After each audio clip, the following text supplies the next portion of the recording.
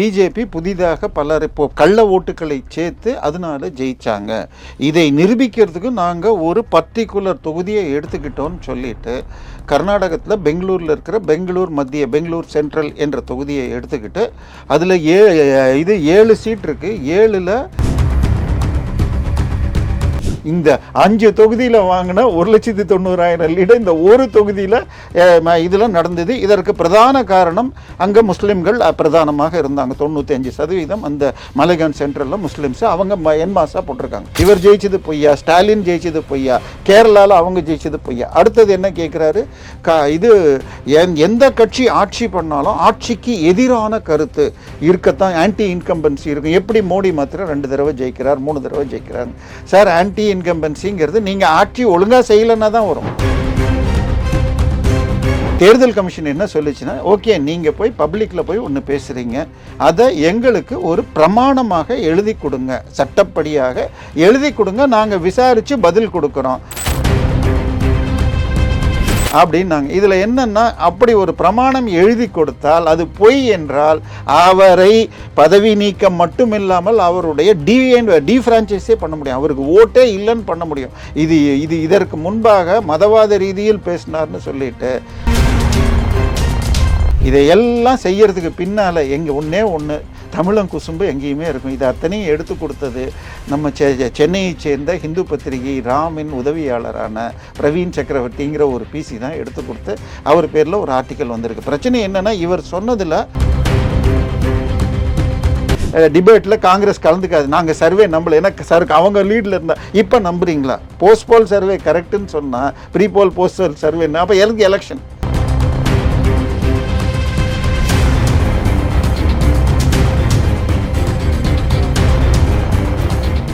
Real one நேயர்களுக்கு வணக்கம். இன்று நம்மளுடைய நேர்காணலுக்கு அரசியல் விமர்சகரான திரு தேவப்பிரியா அவர்கள் இணைஞ்சிருக்காங்க. சார் வணக்கம். வணக்கம். எப்படி சார் இருக்கீங்க? நல்லா இருக்கேன் சார். இப்போ தேர்தல் ஆணையம் ராகுல் காந்தி கொடுத்த விவரங்களுக்கு ஏதாவது ஆதாரம் இருக்கா அப்படிங்கிற ஒரு விஷயத்த கேட்டிருக்காங்க. சொன்ன ஒரு வார்த்தை, பாஜக தேர்தல் ஆணையம் சேர்ந்து ஓட்டை திருடுறாங்க அப்படின்னு சொன்ன ஒரு வார்த்தை பெரிய அளவுக்கு கோபம் ஏற்படுத்தியிருக்கதா செய்திகள் மூலியமா தெரிய முடியுது. ஆனால் நிறைய பேர் கேட்டுட்டு இருக்க ஒரு விஷயம் என்னென்னா, இந்த டேட்டாக்கள்லாம் உண்மையான டேட்டாவா அப்படிங்கிறது தான் பெரிய ஒரு கேள்வியாக இருக்குது. ஏன்னா மகாராஷ்டிராவை பொறுத்த வரைக்கும் 5:30 மணி வரைக்கும் ஓட்டு எண்ணிக்கை எந்த லெவலில் இருக்கோ அதை விட அடுத்த 1 மணி நேரம் 1.5 மணி நேரத்தில் அதிகரிக்குது, இல்லை ஒரு அரை மணி நேரம்னு கூட வச்சுக்கோங்களேன், ரொம்ப அதிகரிக்குது அப்படிங்கிற மாதிரி சொல்கிறாங்க. அதே மகாராஷ்டிராவில் மக்கள் எண்ணிக்கையை விட வாக்கு எண்ணிக்கை ரொம்ப அதிகமாக இருக்குது அப்படிங்கிற ஒரு விஷயத்தையும் பேசியிருக்காரு. ஸோ இந்த டேட்டாக்கெல்லாம் உண்மையான டேட்டாவா எப்படி சார்? முதல்ல நேற்று நீங்கள் சொன்னதெல்லாம் பழசு ஜாஸ்தி பேசினது. நேற்று பேசினது அடிப்படையில் இந்த 2024 பாராளுமன்ற தேர்தலில் பல மாநிலங்களில் குறிப்பிட்ட சீட்டில் மாத்திரம் அவராக செலக்ட் பண்ணி எடுத்துப்பார். குறிப்பிட்ட சீட்டுகளில் உங்களுக்கு பிஜேபி புதிதாக பலர் இப்போ கள்ள ஓட்டுகளை சேர்த்து அதனால ஜெயிச்சாங்க. இதை நிரூபிக்கிறதுக்கு நாங்கள் ஒரு பர்டிகுலர் தொகுதியை எடுத்துக்கிட்டோம்னு சொல்லிட்டு கர்நாடகத்தில் பெங்களூரில் இருக்கிற பெங்களூர் சென்ட்ரல் என்ற தொகுதியை எடுத்துக்கிட்டு அதில் 7 சீட் இருக்குது. 7ல் 6ல் காங்கிரஸ் ஜெயிச்சிச்சு. ஒரே சீட்டில் மாத்திரம் பிஜேபி ஜெயிச்சு, மகாதேவபுரா அப்படிங்கிற ஒரு சீட்டில் ஜெயிச்சு அதனால வந்துச்சு. அந்த ஒரு தொகுதியில் நாங்கள் பார்த்தா கிட்டத்தட்ட 1 லட்சம் தவறான ஓட்டர்கள் இருக்காங்க அப்படின்னு ஒரு கணக்கு கொடுக்குறார் அவர். டூப்ளிகேட் ஓட்டர்ஸு, ஒரே அட்ரஸில் பல பேர் இருக்கிறது, ஒரே ஆள் பல மாநிலங்களில் போடுறதுன்னு இப்படி கொடுக்குறாரு. அவர் கொடுத்தது எல்லாம் எடுத்து இன்னொன்று நீங்கள் அது சொன்னது, இன்னொன்று நீங்கள் இதுக்கு வரதுக்கு முன்னாடி நீங்கள் சொன்ன இன்னொன்னையும் விளக்கிடுறேன். 5 மணிக்கு மேலே நிறைய பேர் போடுறாங்கன்றாங்க. ஒன்று புரிஞ்சுக்கோங்க, நீங்கள் போய் ஓட்டு போட்டாலும் சரி, நான் போட்டாலும் நீங்கள் போட்டாலும் போன உடனே என்ன கேட்பாங்க, இவருடைய இந்த பூத்தில் இந்த எண்ணிக்கை ஒவ்வொருத்தருக்கும் 1-2 சீரியஸ், அதுக்கப்புறம் ஐடி ப்ரூஃப், அதான் ஐடி ப்ரூஃப் எல்லாம் பார்த்துட்டு தான் உள்ளே அனுப்புவாங்க. அங்கே இருக்கிற ஏஜென்ட்டுகள் ஒரு கட்சிக்கும் ஒரு சுயேட்சைக்கும் ஏஜென்ட் இருப்பாங்க. அவங்க ஏற்கனவே பார்த்ததுனால வாக்காளர் 783 தேவப்பிரியா கோபாலகிருஷ்ணன் இல்லை என்னுடைய பேரை சொன்னாங்கன்னா அவர் வந்தான்னு எல்லாரும் டிக்கெட் அடிச்சுப்பாங்க. இந்த பூத்தில் 1180 ஓட்டு இருக்குன்னா 1, 2, 3 சீக்வன்ஸில் போகும். என்னோடது 783, உங்களது 740ன்னு வச்சுக்கோங்க. இப்படி வந்திருக்கீங்கன்னு டிக்கெட் அடிப்பாங்க. முடிஞ்சு டைம் முடிகிற அன்னைக்கு எல்லா போலிங்கும் முடிஞ்சு போச்சுன்னா 1184 பேருக்கு 840 பேர் தான் வந்தாங்கன்னு 11 பேரும் கையெழுத்து போட்டு அந்த பேப்பரை வச்சு சீல் வைப்பாங்க. அங்கே ஓட்டை பிரிக்கிறப்ப அந்த கையெழுத்தோடு இருக்கிற பேப்பரையும் பார்த்துட்டு அந்த மிஷினை ப்ளக் பண்ணிவிட்டு அதில் அந்த 784 கரெக்டாக இருந்தால் தான் அதுக்கப்புறம் தான் ஓட்டை பிரித்து பார்ப்பாங்க. ஸோ அது மேட்ச் ஆச்சுன்னு அங்கே இருக்கிற எல்லாரும் கையெழுத்து போடணும். இதே 11 கட்சி இப்போ சுயேட்சைகளோடு சேர்த்து 11 வேட்பாளர்னு கணக்கு வச்சுப்போம். அந்த 11 பேர் இங்கேயும் கையெழுத்து போடணும், அங்கேயும் கையெழுத்து போடணும். அடுத்தது 5 மணிக்கு மேலே விழுகுதுங்கிறீங்க. அதாவது நம்ம 8லேருந்து 5 மணின்னு வச்சுப்போம் புரியறதுக்காக சொன்னால், 5 மணிக்கு கடைசியாக முடிகிற நேரத்தில் எத்தனை பேர் க்யூவில் இருக்காங்களோ அந்த கடைசி ஆள் வரைக்கும் டோக்கனை கொடுத்துட்டு அது 7 மணி 8 மணி ஆனாலும் அவங்க போட்டு போகிற வரைக்கும் உண்டு. 5 மணிக்கு வர்றவன் ஓட்டு போடணும்னு. இதையும் கடைசி ஆள் வரைக்கும் முடிஞ்ச பிறகு தான் சீல் வைக்கிறாங்க, எல்லாருக்குமே தெரியும். ஸோ இது புதுசாக ஆட் ஆகுதான் இல்லை இன்னொன்று காலை லீவு நாள் வெளியில் சுற்றிட்டு ஓட்டு போடணுமா வேண்டாமான்னு யோசிச்சுட்டு 4 மணிக்கு மேலே சரி போட்டுடலான்னு போகிற ஆட்கள் இதெல்லாம் தான் லேட்டாக இருக்கும். இல்லை டியூட்டி இருந்து போயிட்டு வர்றது எல்லாமும் இருக்கும், ஓட்டி கிடைக்குதுன்னு சொல்லி மார்னிங் ஷிஃப்ட் போகுது. ஸோ இது எல்லா இடத்துலையும் நடக்கிறது. அடுத்தது இவர் என்ன சொல்கிறார், மகாராஷ்டிராவை பொறுத்த வரைக்கும் 30 லட்சம் பேரை இப்போ சட்டசபைக்கும் இதுக்கும் அப்புறம் ஏற்றிருக்காங்க. இது பல முறை நடந்தது தான். அடுத்தது கர்நாடகாவில் நாங்கள் தான் மெஜாரிட்டி ஜெயித்தோம் அசம்பிளியில். ஆனால் எம்பி சீட்டில் எங்கள் உள் சர்வே 16 சீட்டு போனதில் 9 சீட் தான் ஜெயிக்கிறான்ற. ரொம்ப ஈஸியாக பார்த்துக்கலாங்க. டெல்லியில் கடந்த 3 முறையாக உங்களுக்கு 7க்கு 7 இப்போ இதுவும் பிஜேபி ஜெயிக்கும் எம்பியில். ஆனால் எம்எல்ஏல 2017 70க்கு 67 ஆம் ஆத்மி ஜெயிச்சுது. ஆனால் ஒரு எம்எல்ஏ சீட்டு எம்பி சீட்டை கூட ஜெயிக்க முடியல. 22ல் 7க்கு 7 பிஜேபி, ஆனால் 63 இது ஜெயிக்குது. இந்த முறை தான் அது கூட வெறும் 2% ஓட் டிஃபரன்ஸ் தான். மக்கள் இதுக்கு எப்படி போடுவாங்க அதுக்கு எப்படி போடுவாங்கங்கிறது மாறும். இப்போ மஹதேபுராவுக்கு வந்தால் அவர் சொன்னது 7ல் 6ல் நாங்கள் ஜெயிச்சோன்னார். ஆனால் நீங்கள் போய் மஹதேபுரான் தேர்தல் எடுத்து பார்த்தீங்கன்னா 3 சீட்டில் அவங்க ஜெயிக்கிறாங்க.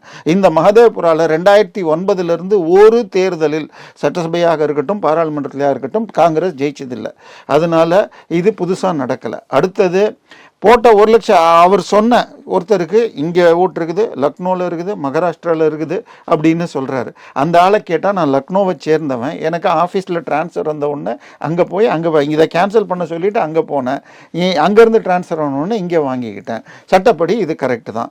அதில் அவர் அங்கே கேன்சல் ஆகலைங்கிறது யாரும் நம்ம செக் பண்ணுறதில்ல. அதே போல் இன்னொரு அம்மா பேரை சொல்லி இந்த அம்மாவுக்கு 2 இருக்குன்னாங்க. அவங்க வீட்டுக்கே போய் இன்றைக்கி போய் பார்த்தா எனக்கு 1 தான் அஃபிஷியலாக இருக்குது, நான் ஒரு தடவை 2லையும் போட்டிருக்காருன்னு வேற சொல்கிறேன். அவங்க 1 தான் இருக்குது, நான் அது 1 தான் போட்டேன்றாங்க.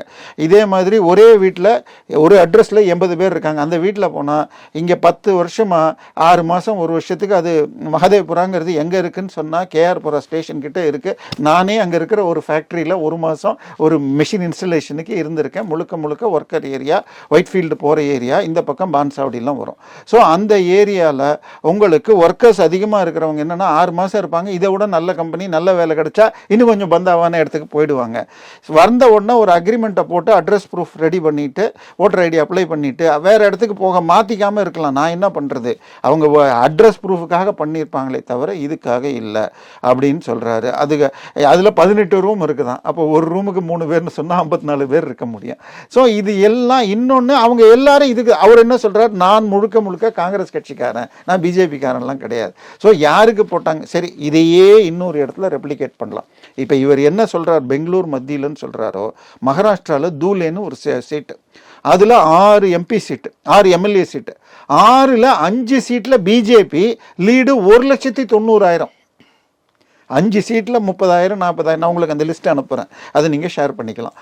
1,00,000 5 சீட்லேயும் 40,000 50,000 8,000 சொல்லி 5 சீட்டில் 1,90,000 லீடு. இந்த மாலேகான் சென்ட்ரலுங்கிற ஒரு தொகுதியில் 1,98,000 ஓட்டு விழுகுது. அதில் காங்கிரஸ் வாங்கினது 1,94, பிஜேபி வாங்கினது 1,90. இந்த 5 தொகுதியில் வாங்கின 1,90,000 லீடு இந்த ஒரு தொகுதியில் இதில் நடந்தது. இதற்கு பிரதான காரணம் அங்கே முஸ்லீம்கள் பிரதானமாக இருந்தாங்க. 95% அந்த மலைகான் சென்ட்ரலில் முஸ்லீம்ஸ் அவங்க என்மாஸாக போட்டிருக்காங்க. ஸோ இது அதே அவங்க எம்எல்ஏ எலெக்ஷனில் போடலை. இதில் ஸோ மக்கள் முடிவுங்கிறது தான் ஏற்றுக்கணும். இதுக்கு முன்னாடி என்ன சொல்லிட்டு இருந்தார், இவிஎம்னு சொல்லிட்டு இருந்தார். இவிஎம் இப்போ பொய்யாச்சுன்னா இவர் எப்படி ஜெயிச்சார், இவர் ஜெயிச்சது பொய்யா, ஸ்டாலின் ஜெயிச்சது பொய்யா, கேரளாவில் அவங்க ஜெயிச்சது பொய்யா. அடுத்தது என்ன கேட்குறாரு, இது எந்த கட்சி ஆட்சி பண்ணாலும் ஆட்சிக்கு எதிரான கருத்து இருக்கத்தான், ஆன்டி இன்கம்பன்சி இருக்கும். எப்படி மோடி மாத்திரம் 2 தடவை ஜெயிக்கிறார் 3 தடவை ஜெயிக்கிறாங்க சார். ஆன்டி இன்கம்பன்சிங்கிறது நீங்கள் ஆட்சி ஒழுங்காக செய்யலைன்னா தான் வரும். எப்படி 2004 நீங்கள் ஜெயிச்சிங்க மன்மோகன் சிங் ஆட்சியில், 2009 நீங்கள் தானே திருப்பி வந்தீங்க. அதனால நீங்கள் என்ன பண்ணீங்க, மக்கள்கிட்ட என்ன நடந்தது அதைத்தான் பார்க்கணும். இன்னொன்று, காங்கிரஸ் ஒரு தேர்தல் ஒரு மாநிலத்தில் 2 தடவைக்கு மேலே தொடர்ந்து தோத்தால் அந்த ஸ்டேட்டை ஜெயிச்சதே கிடையாது. தமிழ்நாட்டில் 1967 தோத்தது இன்னைக்கு வரைக்கும் ஜெயிக்கல. இதுக்கு அடுத்தது வெஸ்ட் பெங்காலில் 98 என்னமோ தோத்தது, இன்னும் 88 தோத்து, 78 80 தோத்து ஜோதி பாசு. அதுக்கப்புறம் இந்த அம்மான்னு சொல்லிட்டு 45 வருஷமாக ஜெயிக்க முடியல. குஜராத்தில் 30 வருஷமாக ஜெயிக்க முடியல. இதுக்கு அடுத்தது மகாராஷ்டிரா, இப்போ மத்திய பிரதேஷ், பஞ்சாப்னு போய்கிட்டே இருக்கு. ஸோ பிரச்சனை உங்ககிட்ட ஒரு நல்ல தலைமை இல்லை. நீங்க இது ராகுல் காந்தி மிகப்பெரிய அரசியல் விஞ்ஞானி. அவர் இதுவரைக்கும் 90 தேர்தலில் தோத்திருக்கார். அவர் சொன்னதையாவது அவர் செஞ்சிருக்காரு. இப்ப ராகுல் காந்தி என்ன ஆக போறாரு? தேர்தல் கமிஷன் என்ன சொல்லிச்சுன்னா, ஓகே நீங்க போய் பப்ளிக்ல போய் ஒன்று பேசுறீங்க, அதை எங்களுக்கு ஒரு பிரமாணமாக எழுதி கொடுங்க, சட்டப்படியாக எழுதி கொடுங்க, நாங்க விசாரிச்சு பதில் கொடுக்கிறோம் அப்படின்னாங்க. இதுல என்னன்னா, அப்படி ஒரு பிரமாணம் எழுதி கொடுத்தால் அது பொய் என்றால் அவரை பதவி நீக்கம் மட்டும் இல்லாமல் அவருடைய டிஃப்ரான்ச்சைஸே பண்ண முடியும், அவருக்கு ஓட்டே இல்லைன்னு பண்ண முடியும். இதற்கு முன்பாக மதவாத ரீதியில் பேசினார்னு சொல்லிட்டு பாம்பேயின் மிக சக்தி வாய்ந்த தாதாவாக இருந்த பால் தாக்கரேக்கு 6 வருஷம் ஓட்டு இல்லாமல் டிஎன்ஃப்ரான்ச்சைஸ் பண்ணியிருக்காங்க. ஸோ அந்த மாதிரி இவருக்கு போய்ட்டு, அதனால நான் கொடுக்க மாட்டேன், நான் ஒரு பாலிட்டிஷியன், மக்கள்கிட்ட பேசினாலே பிரமாணம். அப்படி கிடையாது. கோர்ட்டில் போய் நீங்கள் சொன்னாதான் இதை எடுத்துக்க முடியும், நீங்கள் இங்கே கொடுக்கறது. இன்னொன்று, எப்படி ஒரு ஹைகோர்ட் சுப்ரீம் கோர்ட் நீதிபதியோ அதற்கு சமமான போஸ்ட் தான் chief election commissioner. So election commission மேலே ஒருத்தர் சொல்றதாக இருந்தால் கண்டிப்பாக இது திட்டமிட்டு செய்யறது. எலெக்ஷன் கமிஷன் இன்னும் 1 வாரம் பார்க்கும். இது ஒரு பக்கம். இதுன்னு இன்னொன்று என்ன சொன்னார்னா, அட்ரஸில் பார்த்தா பல பேர் அட்ரஸில் 0ன்னு நம்பர் இருக்கு, 0ன்னு வீட்டு தெரு நம்பர் இருக்குமான்னு. இன்னைக்கு என்ன பண்ணியிருக்காங்க, ஒரு தனியார் ஆங்கில சேனல் ரேபரேலி தொகுதியில் இவர் என்ன சொன்னார், அடுத்தது என்ன சொல்றாரு, நீங்கள் போய் கேட்டீங்கன்னு சொன்னால் சிடி கொடுக்குறாங்களாம், சிடியிலே கொடுக்குறாங்க. அந்த ஒரு தொகுதியில் இருக்கிற ஆட்கள் ஆன்லைன்லேயும் இருக்குது. இப்போ கட்சிகள் கேட்டால் சிடியில் கொடுப்பாங்க. ஆனால் அது சர்ச்சபிள் பிடிஎஃபாக இல்லைங்கிறது. அதாவது இப்போ ஒரு தொகுதிக்கு 3 லட்சம் பேர் இருக்குன்னு சொன்னால், ஒரு சின்ன விளையாட்டுக்கு தமிழுங்கிற பேரில் எத்தனை பேர் இருக்குன்னு தமிழ்னு அடிச்சிங்கன்னா அதில் எல்லாத்தையும் காட்டும். ஆனால் இது ஸ்கேன் பண்ணதாக இருந்தால் சர்ச்சில் வராது. இது முழுக்க ஸ்கேன்டு பிடிஎஃபாக இருக்குது. ஸோ இது ஃப்ராடு. இது எங்களுக்கு கஷ்டமாக இருக்குது. அதனால நாங்கள் பிரிண்ட் அவுட் எடுத்தால் ஒரு எம்எல்ஏ தொகுதிக்கு 7 அடி ஹைட்டு வருது அப்படின்னு காட்டுறேன். இதை பற்றி 2019 காங்கிரஸ் வழக்கு போட்டு உச்சநீதிமன்றம் இது முதல்ல ஒரு சேஃப்டி செக்கிங்க்கு தான் இருக்கே தவிர, ஒவ்வொரு இந்தியாவில் இருக்கிற 140 கோடியை பற்றியும் எல்லாத்தையும் ஈஸியாக தேடுற மாதிரி அவசியம் இல்லை. ஒரு கட்சி எலெக்ஷனில் இருக்கணுங்கிறதுக்கு உங்களுக்கு கொடுக்குறாங்க. அதனால அவங்க எந்த ஃபார்மட் அவங்களுக்கு சௌகரியமோ, ஏன்னா அதுவும் ஒரு சுதந்திரமான பாடி, சுப்ரீம் கோர்ட்டுடைய எல்லா ஜட்ஜ்மெண்ட்ஸும் அவங்களுக்கு மேலே செலுத்த முடியாது. அதனால அவங்க எது வசதின்னு பார்க்குறாங்களோ அந்த ஃபார்மேட்டில் கொடுக்குறாங்க. நீங்கள் கேட்க அடுத்தது 45 நாள் கழிச்சு அந்த சிசிடிவி ஃபுட்டேஜை அழிச்சிடுறாங்கன்றார். ஐயா, 45 நாளைக்குள்ள இந்த தொகுதியில் பிரச்சனை இருக்குன்னு நீங்கள் ஹைகோர்ட்டில் கேஸ் போட்டால் அதை வச்சு எத்தனை வருஷம் ஆனாலும் வச்சுருப்பாங்க. இல்லைன்னா அதை அழிக்கலாம். ஒன்றும் இல்லை, நம்ம ஆஃபீஸில் இருக்கட்டும், எந்த வீடுகளில் இருக்கட்டும், சிசிடிவி ஃபுட்டேஜ் 10 நாளைக்கு ஒரு தடவை அதை அப்படியே அழிச்சிட்டு மேலே எழுது பண்ணுற மாதிரி தான் இருக்கும். ஸோ தேவை என்றால் மட்டுமே தான் வைக்கணும். எதுக்காக வச்சிருக்கணும்? அதுக்கு என்ன அர்த்தம் இருக்குது? எல்லாம் நடந்து ஒருத்தனா போட போகிறான். ஸோ இன்னொன்று, இப்போ இன்னைக்கு இதை நீங்கள் சொல்கிறத அந்த மகதேவபுராவை அந்த 45 நாளைக்குள்ளே அங்கே கேஸ் நீங்கள் போட்டிருக்கணும். இதையெல்லாம் செய்யறதுக்கு பின்னால் ஒன்றே ஒன்று, தமிழன் குசும்பு எங்கேயுமே இருக்கும். இது அத்தனையும் எடுத்து கொடுத்தது நம்ம சென்னையை சேர்ந்த ஹிந்து பத்திரிகை ராமின் உதவியாளரான பிரவீன் சக்கரவர்த்திங்கிற ஒரு பிசி தான் எடுத்து கொடுத்து அவர் பேரில் ஒரு ஆர்டிக்கல் வந்திருக்கு. பிரச்சனை என்னென்னா, இவர் சொன்னதில் 90% ஆதாரம் இல்லாமல் இருக்குது. அடுத்தது அவர் கொடுத்த அட்ரஸுக்கு போய் பார்த்துருக்காங்க இப்போ எல்லாமே. இப்போ எலெக்ஷன் கமிஷன் இன்னும் 1 வாரம் வெயிட் பண்ணும். அவர் பதில் கொடுக்கவில்லை, அவருக்கே இப்போ ஒரு நோட்டீஸும் அனுப்பிச்சிட்டாங்க.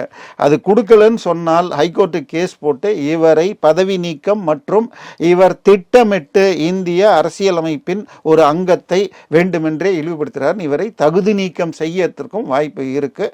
இல்லைன்னா இவர் ராகுல் காந்தி ஒரு மிகப்பெரிய அரசியல் விஞ்ஞானி, எதையாவது உளருவார், அப்புறம் மாட்டிக்கிட்டா போய் கோர்ட்டில் போய் ஐயா மன்னிச்சிருங்க.